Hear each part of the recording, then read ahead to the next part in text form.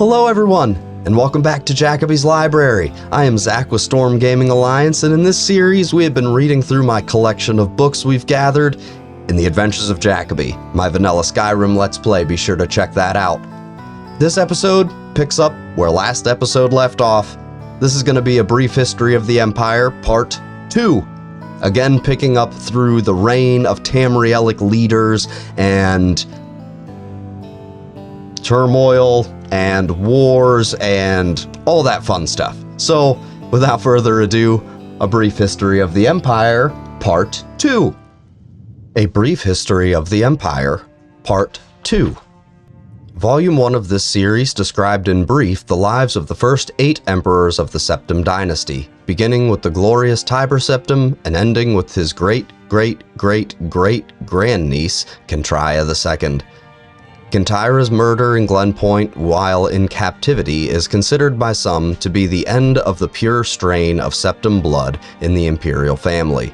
Certainly it marks the end of something significant. Uriel III not only proclaimed himself Emperor of Tamriel, but also Uriel Septim III, taking the eminent surname as a title. In truth, his surname was Mantiarco, from his father's line. In time, Uriel III was deposed and his crimes reviled, but the tradition of taking the name Septim as a title for the Emperor of Tamriel did not die with him. For 6 years, the War of the Red Diamond, which takes its name from the Septim family's famous badge, tore the empire apart. The combatants were the 3 surviving children of Pelagius II, Potema, Sepphoris, and Magnus, and their various offspring. Potema, of course, supported her son Uriel III and had the combined support of all of Skyrim and northern Morrowind. With the efforts of Sepphoris and Magnus, however, the province of High Rock turned coat. The provinces of Hammerfell, Somerset Isle, Valenwood, Elsewhere, and Blackmarsh were divided in their loyalty, but most kings supported Sepphoris and Magnus. In Third Era, year 127, Uriel III was captured at the Battle of Ikidag in Hammerfell. En route to his trial in the Imperial City, a mob overtook his prisoner's carriage and burned him alive within it. His captor and uncle continued on to the Imperial City, and by common acclaim was proclaimed Sepphoris I, Emperor of Tamriel. Sepphoris' reign was marked by nothing but war. By all accounts, he was a kind and intelligent man, but what Tamriel needed was a great warrior, and he, fortunately, was that. It took an additional 10 years of constant warfare for him to defeat his sister Potema, the so-called Wolf Queen of Solitude, who died in the siege of her city-state in the year 137. Sepphoris survived his sister by only 3 years. He never had time during the war years to marry, so it was his brother, the 4th child of Pelagius II, who assumed the throne. The Emperor Magnus was already elderly when he took up the imperial diadem, and the business of punishing the traitorous kings of the War of the Red Diamond drained much of his remaining strength.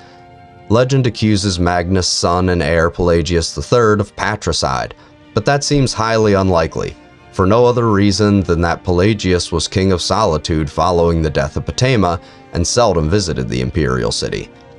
Pelagius III, sometimes called Pelagius the Mad, was proclaimed emperor in the 145th year of the Third Era. Almost from the start, his eccentricities of behavior were noted at court. He embarrassed dignitaries, offended his vassal kings, and on one occasion marked the end of an imperial grand ball by attempting to hang himself. His long-suffering wife was finally awarded the regency of Tamriel, and Pelagius III was sent to a series of healing institutions and asylums until his death in the Third Era, year 153, at the age of 34. The Empress Regent of Tamriel was proclaimed Empress Kentrya I upon the death of her husband. Some who do not mark the end of the Septim bloodline with the death of Kentyra II consider the ascendancy of this dark elf woman the true mark of its decline. Her defenders, on the other hand, assert that though Kentrya was not descended from Tiber, the son she had with Pelagius was, so the imperial chain did continue. Despite racist assertions to the contrary, Kentrya's 46-year reign was one of the most celebrated in Tamriel's history.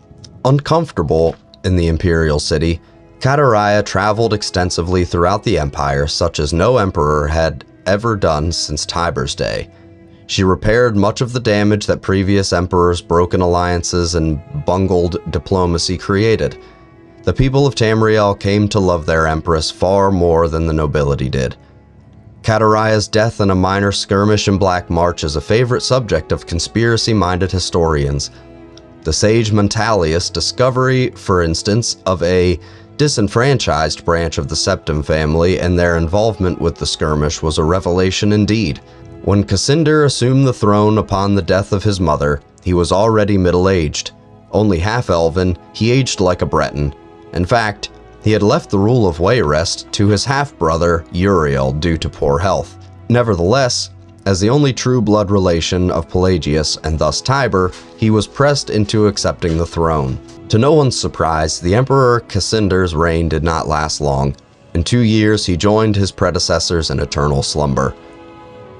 Uriel Lariat, Cassander's half-brother, and the child of Kataraya I and her imperial consort Galavir Lariat, after the death of Pelagius III, left the kingdom of Wayrest to reign as Uriel IV.